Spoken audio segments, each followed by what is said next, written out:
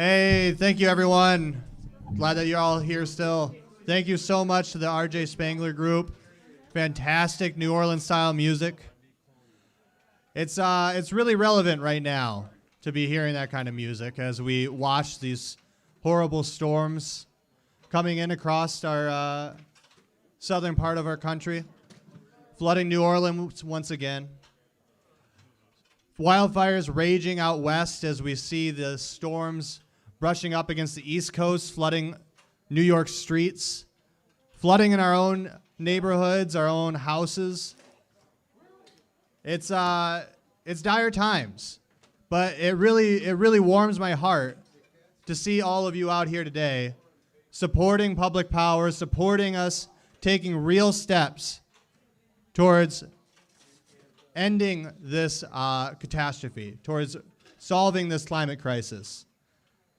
And so we've got some wonderful speakers here for you. I hope that you stick around.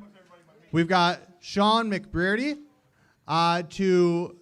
He's a member of Clean Water Action, legislative director, as well as a member of Oil and Water Don't Mix.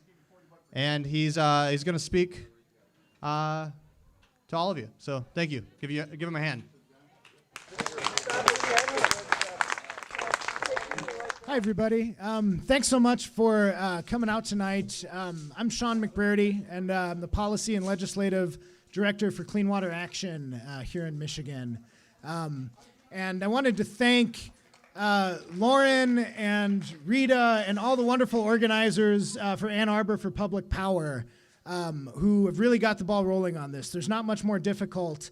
There's nothing much more difficult than starting a brand new grassroots movement.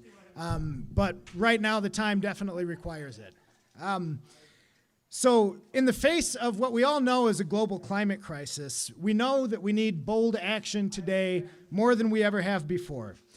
We know that we have to move away from the current reliance on fossil fuels, and we have to rapidly decarbonize our economy in order to avoid the very worst impacts of the climate crisis.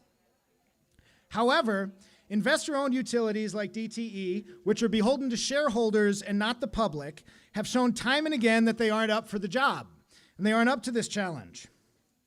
To put it more directly, DTE won't make the changes that are necessary to confront the climate crisis because they're too concerned with their profits.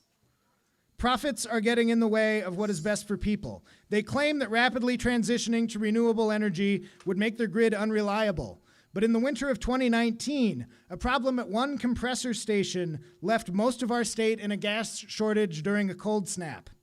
This summer, multiple storms, which as we know are going to continue to get more frequent and stronger as climate change progresses, knocked out power to nearly 1 million DTE ratepayers.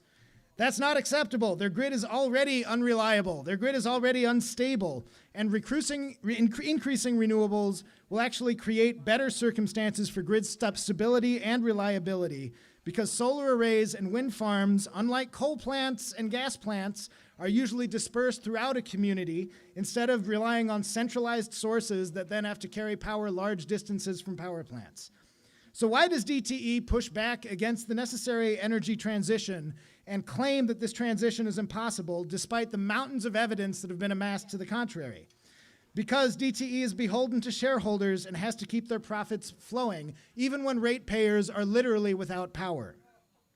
To protect their monopoly and to protect their profits, DTE spends an inordinate amount of money buying influence into our political system.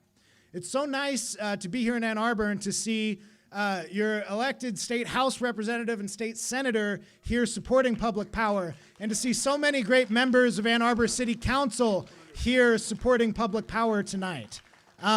That's really a great thing to see, and it shows that y'all have made progress. The grassroots movement for public power in Ann Arbor is only at its beginning.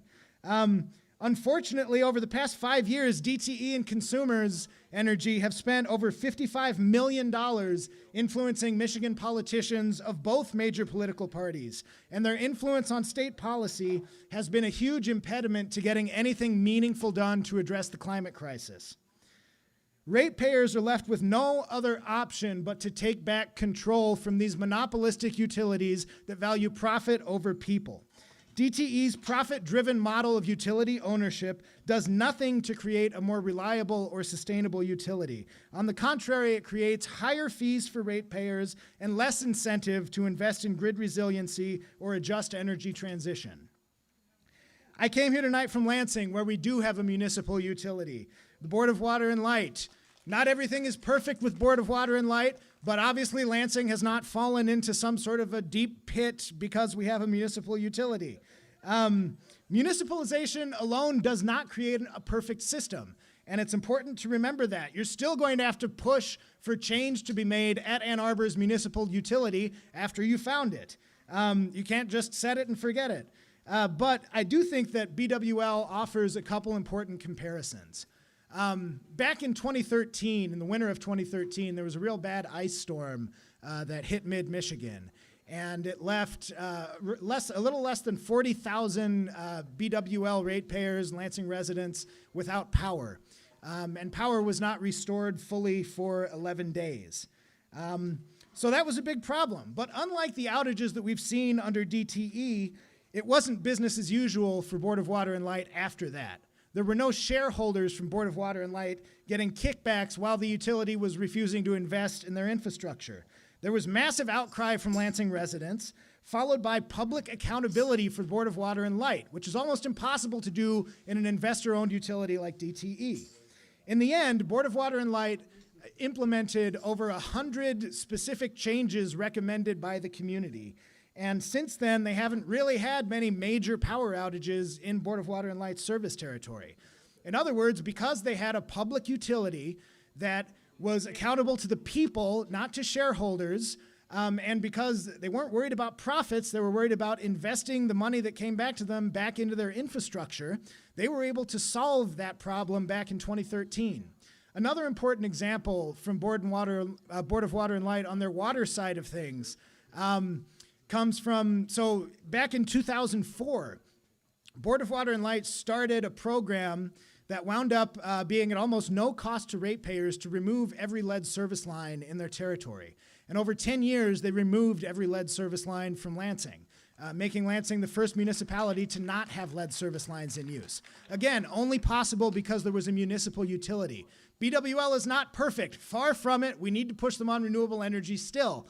But it's a much better model than relying on DTE and relying on this monopolistic system that puts the profits of shareholders above the needs of residents. So, thank you very much for having me tonight. DTE's political spending, as you all know, makes it very difficult, if not impossible, to hold them accountable. So all of you in Ann Arbor for Public Power are taking the only reasonable step that you can take in demanding a public utility. Of course, DTE is going to fight this with everything they have. It's not over yet, as you all know. DTE is going to fight this any way that they possibly can, probably with some bad mailers about these guys and other city council members as well. So don't believe DTE's propaganda. Just know that it's going to be coming. But it has been over 100 years since the last municipal utility was founded in Michigan. When Ann Arbor does this, it's going to be a beacon to other communities around the state and a warning shot to DTE. This is going to be a big step and a necessary step to both confronting a monopolistic utility and responding boldly to the climate crisis. If we want to live up to the challenges presented by the climate crisis, taking political power away from the bad actors like DTE and reclaiming community ownership of our power so that utilities work for the people, not the shareholders, is a very important step forward. And on behalf of Clean Water Action, I'm proud tonight to be here to stand with you in this fight. Thank you very much.